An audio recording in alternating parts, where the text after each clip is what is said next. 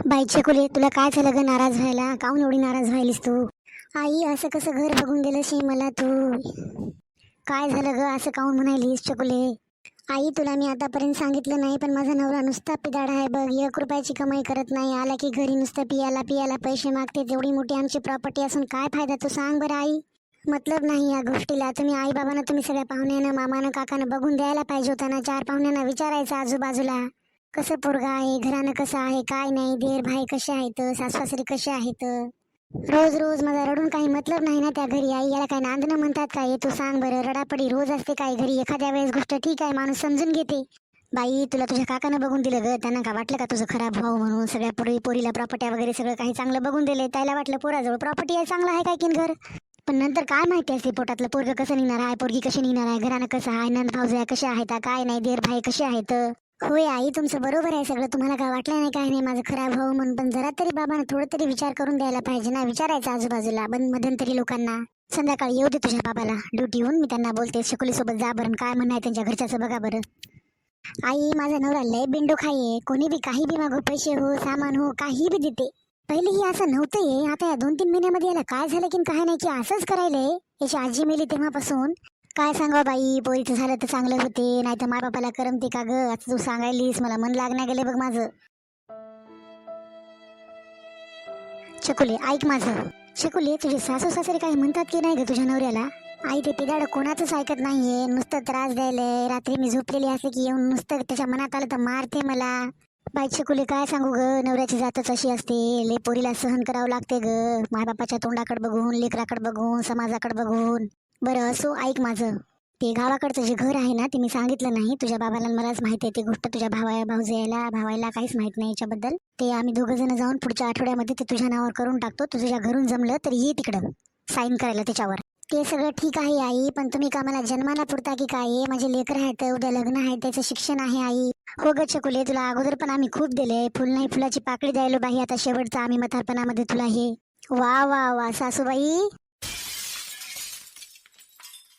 अगोदरच लेकीला लग्नामध्ये तुम्ही नको नको त्या गोष्टी दिल्या, हुंडा दिल्या, तिला प्रॉपर्टी जेवढी होती तिच्या नावानं केली, अजून देऊन आमचं लेकराचं वाटोळ करायला म्हणा की तुम्ही आता. सोनम, आमच्या घरच्या मॅटरमध्ये तुला बोलायची काही गरज नाही बघ. आणि मी माझ्या लेकीला द्यायले, दुसरं कोणाला देना गेले काही नाही. कोणत्या घराच्या मॅटरमध्ये म्हणायले? आम्हाला का घराच्या बाहेरून कुठून उचलून आणलं काय तुमच्या लेकायनं? तसं बघायला गेलं तर कायद्यानं आम्ही या घरच्या सुनावा. आमचा अधिकार असते प्रत्येक मॅटरमध्ये, प्रत्येक याच्यामध्ये. एक तर पहिली गोष्ट आई, उठलं की सुटलं तुमची लेक कधी पण येते घरी. आम्हाला पण माहेर आहे, आम्हाला पण जावं वाटते, पण आम्ही जातो का? चांगलं नसते. लेकीनं प्रत्येक आठवड्यामध्ये, प्रत्येक महिन्याला माहेरी जाणं येणं, नोकझोक करणं, बोलाबोली करणं, भांडण करणं. खरं बघायला झालं तर छकुलीताईचा काहीच दोष नाही. तुम्ही सपोर्ट करता या गोष्टीला. सांगायचं सरळ, कसं पण असो बाई, नांदायचं असेल ना तर नवऱ्याच्या घरीच नांदावं लागते. असं दर महिन्याला रोज रोज येणं घरी, आमचे संसार उद्ध्वस्त होतात याच्यामुळं. हे तुम्हाला कळत नाही का? मी या घरची मोठी सून आहे पहिली गोष्ट. आणि कोणतं गावाकडचं घर म्हणायल्या? अगोदरच तर तुम्ही सगळं नावावर करून ठेवले तुमच्या जावयाच्या आणि तुमच्या लेकीच्या. आमचे लेकरं काय अशाच रस्त्यानं भीक मागत फिराव की काय? अहो वहिनी, काय सांगू, माझा नवरा लय पिदाडा बेवडा निघला हो. नशीबच फुटकं निघलं माझं. काय करू मी? घरी चांगलं नाही म्हणून मी येते इकडं. जरासं आईकडं आलं की, तुम्हाला सगळ्यांना बोललं की, राहिलं की जरा मला बरं वाटते, टेन्शन दूर जाते माझं. नाही तर घरच्या घरी लेकरं, नवरा, ते सगळं तसं टेन्शन. पहिली गोष्ट सोनम, ही माझं घर आहे, माझ्या नावावर आहे. आणि माझी लेक माझ्या घरी येते, तुम्हाला काही मागते का तिनं? आणि हो, तिचं तिच्या घरी नाही म्हणून ती माझ्या घरी येते. नाही तर आपला संसार, आपले लेकरं बाळ, घर सोडून कोणाला यावं वाटते माहेरी? असो, तुम्हाला या गोष्टीची जाणीव कशी राहील? उठता, कामं करता, खाता पिता, झोपता. तुम्हाला एका गोष्टीचा त्रास आहे का? माझ्या लेकायचा पण आणि माझा पण, लेकरायचा पण. छकुली, तू नाराज होऊ नको. जोपर्यंत मी जिवंत आहे ना, तुला कोणालाही भ्यायची काही गरज नाही. बिनधास्त यायचं बघ, ते पण तुझ्या घरी चांगलं नाही म्हणून. आई, एका अर्थाने वहिनी बरोबर बोलत आहेत. त्यांचं काही चुकत नाही. बरोबर आहे, माझं बार बार घरी येणं माझ्या संसारासाठी आणि त्यांच्या संसारासाठी हे चुकीचं आहे.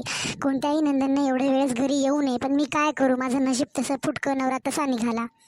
चकुले, हेच मी तुझ्या भावजायाला सांगायचा प्रयत्न करायले. तिचं मी लेकीचं चांगलं नाही म्हणून मला बार येऊन बोलते, काही पैसे मागते, लेकरासाठी काही पाहिजे असते तिला. नवरा काही घेऊन देत नाही तिला, काही पाहिजे असेल तर. तुझं बरोबर आहे आई, दुसऱ्याच्या मनामध्ये माझ्या भावजाया खूप चांगल्या आहेत. मला ओळखतात तरी निदान, मी आठवड्याला महिन्याला येते तरी पण. असो, जाऊ दे त्यांचा चांगुलपणा, त्यांच्याकडे वागतील चांगल्या तुझ्यासोबत तर सगळं काही चांगलं आहे. शकुली ताई, आम्ही तरी तुम्हाला विचारतो, पण जेव्हा आम्ही वर्षानं 1.5 वर्षानं आमच्या घरी जातो ना, तर आमची भावजाई वहिनी आम्हाला एका गिलासानं पाणी देऊ काय म्हणून तर विचारत नाही. एवढा रगेलपणा तिला करायची काही गरज नाही. पाया तर तिने फक्त आमच्या लग्नामध्ये पडल्या होत्या, त्याच्यानंतर चुकून तर तिने झुकली नाही आमच्यासमोर. छोटी खूप आहे तिनं वयानं, तरी पण. असो शिल्पा, सोनम जा बरं तुम्ही चहा नाट्याचं काहीतरी बघा, जेवणाचं स्वयंपाकाचं. हे बघा आई, ताई कधी पण येऊ, ताईची आम्ही उठबस हो, खाणं पिणं हो, कपडा लत्ता हो, जेवढा पण आमच्यानं घडते ना तेवढा आम्ही देऊ. त्याच्या व्यतिरिक्त आमचे पण लेकर आहेत, त्यांचे पण लग्न आहे, त्यांचे पण शिक्षण आहेत. पैशा बिशाचं तुम्ही असं जर बोलत असेल ना तर घरामध्ये आपल्या यादवी युद्ध व्हायला काही वेळ नाही लागणार आई. सोनम, भरपूर काही गोष्टी मला बोलायच्या आहेत, ते मी संध्याकाळी बोलते सगळेजण जेवण करताना, कारण तेव्हा सगळेजण सोबत असतात. कसं आहे माहिती आहे का सोनम, सुनासोबत डिस्कशन करून काहीही होत नाही. लेक पण पाहिजे मला सोबत, सगळेजण पाहिजे मला, चकुलीचे वडील पण पाहिजे मला, चकुली पाहिजे, तुम्ही पाहिजे. ठीक आहे आई, जशी तुमची मर्जी. स्वयंपाकाला जातो आम्ही, ठरवा तुम्ही काय बोलायचं आणि काय नाही ते. चल शिल्पा, तयारीला लागूता स्वयंपाकाच्या. आता व्हेज बनवते आई, नॉनव्हेज संध्याकाळी बनवत आपण. तुमच्या मनानं कधी पण बनवा, काही पण बनवा, खातो आम्ही. आई, मला संसाराचं लय टेन्शन यायलंय. तर तुम्ही माझं लग्न पण लवकर केलं, माझं वय पण काही नाही, लेकर पण माझ्या डोक्याला टेन्शनमध्ये आहे, तर मी काय करू? नवरा तसा माझा. चिकोले, टेन्शन घेऊ नको, मी आहे ना. जोपर्यंत मी आणि तुझे बाबा जिवंत आहेत तोपर्यंत तुला कोणताही त्रास होऊ देणार नाही आम्ही. चल बरं, तुला आंघोळ टाकते मी. पिशासारखी दिसायली, चेहरा पण सगळा उतरून गेलाय, केसाला तेल नाही तुझ्या किती दिवसाचं.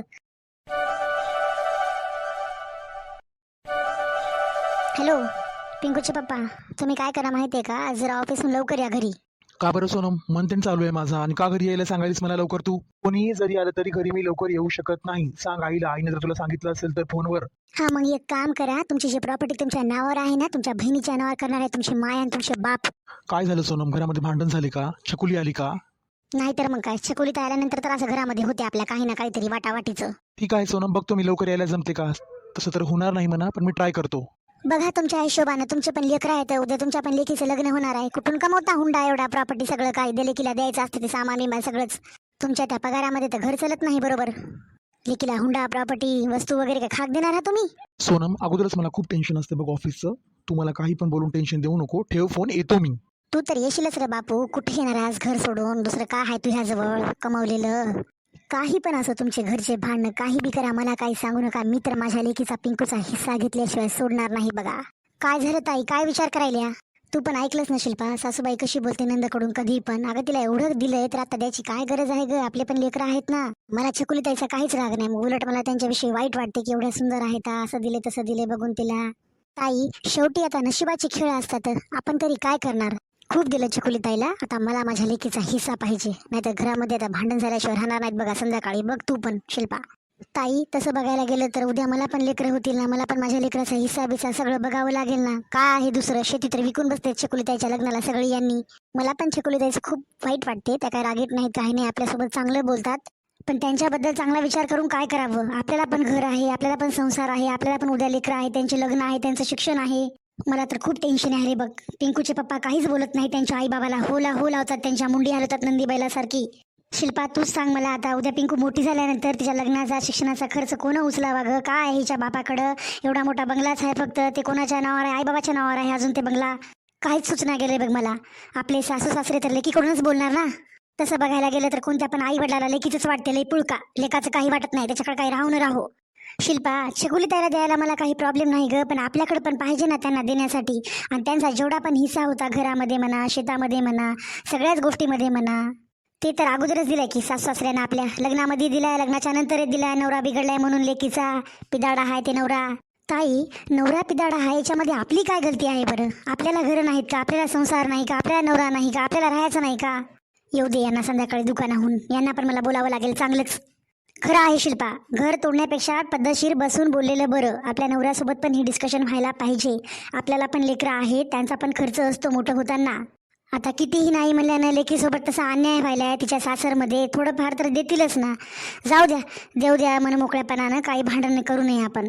हो शिल्पा, मला पण तसंच वाटायला. एवढे दिवस आपण काही बोललो नाही बघ, उगत थोड्या गोष्टीमुळे उगत त्याचा संसार उद्ध्वस्त नको. छकुली ताईचा चेहरा बी कसा नाराज होता, मला वेगळं वाटू लागलं त्यांच्याकडे बघून. हे बघ छकुली, तुझ्या घरची परिस्थिती बघून आम्ही सगळं समजतो, पण काय करणार ना, तू पण बघायलीच नाही तर कसं व्हायला आणि काय नाही ते. हो रे दादा, मला कळतंय सगळं. काय करू मी, माझंच नशीब तसं निघलं फुटकं. नवरा तसा निघला माझ्या नशिबी. बाई, तू काही टेन्शन घेऊ नको, आहे ना मी. आणि दादासोबत पण माझं बोलणं झालंय तुझ्या. तसं बघायला गेलं ना तर मलाच खरंच लाज वाटायला पाहिजे. तुम्ही मला आजपर्यंत खूप काही दिलं, पण मी काय करू आता? शकुले, चल बरं, उद्या तुझ्यासोबत येतो मी. सगळं हे आजचं आपलं बोलणं झालं की. नाही नाही, त्याचं खूप झालं आता. खूप दिवसापासून बहिणीला छळायला ते माझ्या. त्याला आता दाखवावं लागते हिंगा चांगलाच. त्याला वाटायले पोरीची बाजू आहे, तिच्या घरचे काही म्हणत नाहीत काय नाही. कसं बहिणीचं आहे, तुझ्याकडे बघून आम्ही शांत आहोत शकुले. नाही त्याला तेव्हाच पाणी पाजवलं असतं आम्ही बरोबर. मला खूप राग यायला चकुले, तुझ्या सासूचा बी, तुझ्या देर भायाचा बी, तुझ्या नवऱ्याचा बी. येऊन हाना वाटाले का कडकून सगळ्यालाच. नंतर वाटते जाऊ दे माय, आम्ही आल्यानंतर छकुलला हान मार करतील. लेकरं आहेत, पिदाडा आहेत ते माणूस. घरचे माणसं चांगले नाहीत तिच्या. बाई छकुली, तू नाराज होऊ नको. तुमचं सगळ्यांचं काय आई, तुम्ही मला आज समजावणार. उद्या मला माझ्या सासरी नांदायला जायचंच आहे. लोक बरोबर नाहीत ते. खाणं पिणं यांच्या घरी तर रोजच आहे. पितात तर रोजच, खाणं तरी कमी खातील ते. मग आमच्या दोघाची तेरी मेरी होऊ लागली, बोलाचाली होऊ लागली की लेकरं मी टुकू टुकू टुकू बघतात. येऊ बी देना गेलेत बघ की त्याला इकडं ठेवून घेशाल तुम्ही म्हणून आजोळात. वनवासच हाय बाई मेहा, सोन्यासारख्या पाखरायचा, मेहा लेकीचा. तुला लय त्रास होत असेल तर सांग, जाऊ नको उग. दोन जीवावर लेकरं आहेत म्हणून आमचं नाक वाचवण्यासाठी स्वतःला त्रास करून घेऊ नको तू. आम्ही आहोत खंबीर तुझ्या पाठीशी. होता येऊ ग, राहू द्या. रागाच्या भरात पिण्याच्या भरात कधी मारतील, कुठं लागल अवघड जागी तर किती अवघड होईल नंतर. लेकराचं बी तुमचं बी मात्र होऊन जाईल उग. पिण्याचा काय लाड आहे की रोजच्या रोज सोन्यासारखे लेकरं हाय, बायको हाय. नाही नाही त्या वस्तू दिल्यात आम्ही ऐशो आराम यायला.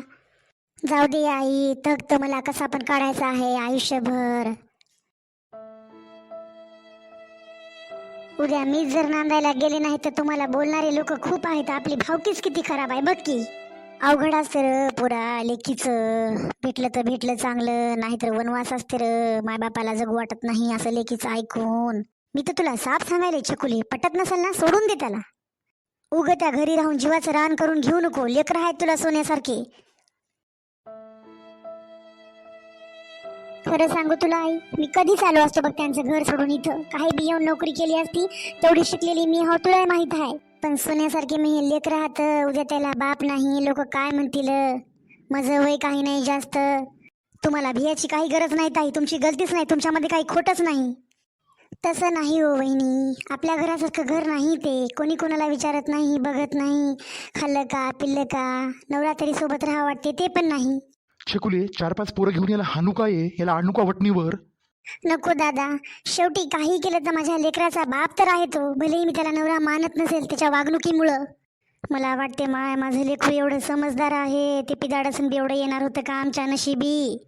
छकुले, तुला एवढं कॉम्प्रोमाइज करायची काही गरज नाही. तू पण शिकलेली आहेस, तुला पण कायदा कानून माहिती आहे काय असते काय नाही ते, मुलीकडून मुलाकडून. नको रे दादा, घरातल्या घरात केस करून काय करू. माझ्या लेकराचा बाप होय ते. आहे लग्न झाल्यानं एवढा चांगला राहिला आहे. मी म्हणलं काय पुण्य केले होते की म्हणलं एवढं बघाव त्यानं मला, एवढं जपाव त्यानं मला. मग काही दिवसानं काय झालं की काय नाही की आपोआपच येड्यासारखं करू लागला.